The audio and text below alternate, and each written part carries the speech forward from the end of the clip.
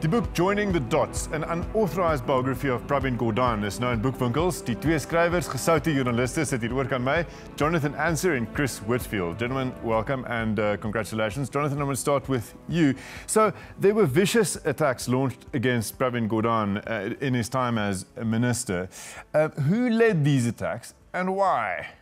Well, if we want to join the dots, it's quite clear who led the attack, and it was the president of the country at the time, Jacob Zuma, and he was being sort of controlled by a family called the Guptas.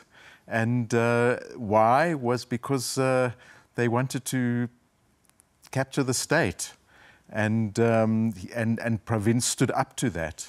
Okay, but how early on did Pravin start standing up to that? How early on did he connect the dots, Chris?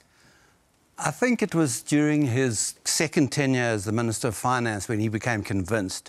And that was when the whole nuclear deal became, it was very evident that that was, in effect, a way of making money for certain people.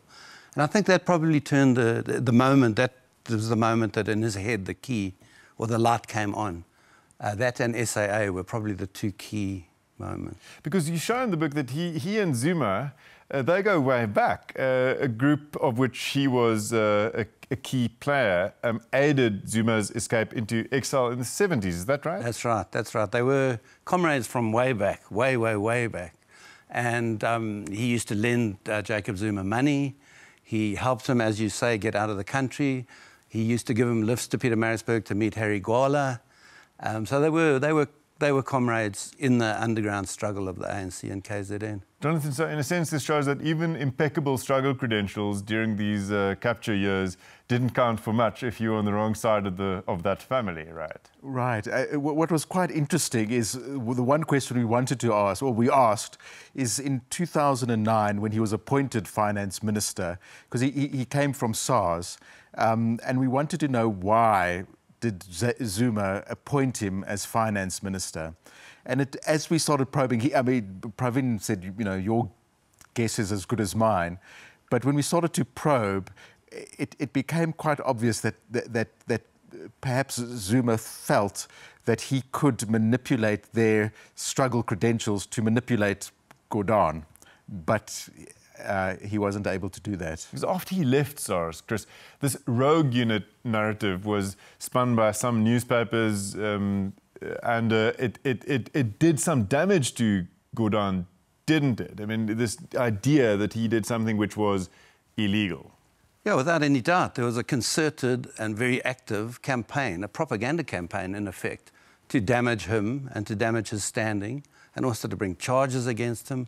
There were a range of forces that were brought against him, and in essence they wanted to stop him fighting back against state capture. That was the agenda. And at some point, Chris, the EFF got into the bandwagon of anti-Gordhan rhetoric, and it had an ethnic component to it as well. When did this start becoming pronounced? I think the turning, you will recall that the EFF at one stage were very supportive of Pravin Gordhan in the fight against state capture, but the moment that the VBS scandals started to surface, they became enemies. And I think it's self-evident what the reason was. He is the anti-corruption guy. They were being exposed as being corrupt, and they turned against him.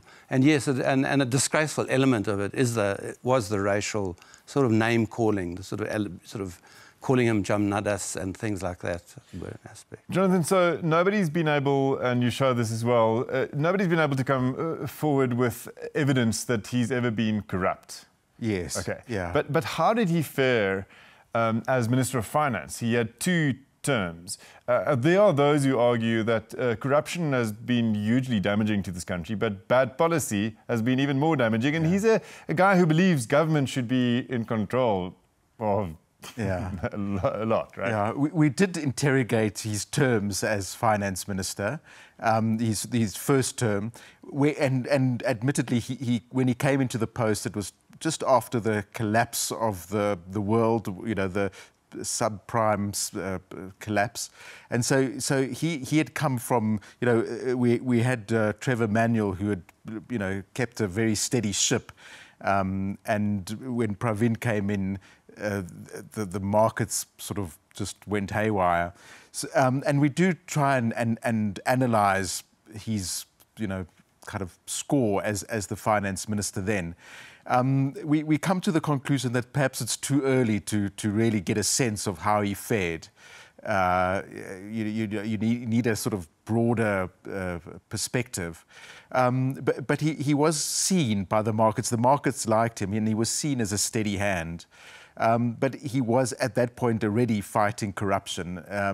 These provinces that he really started to identify. And so I think the odds were stacked against him. And it was at that point that, as finance minister, where Zuma started to kind of put some pressure on him. Because it is a complex picture, Chris. He's the one who pleaded for SAA bailouts again and again and again and again as Minister of Public Enterprises. And yet he became this shining symbol of the fight against state capture, for which the country is grateful.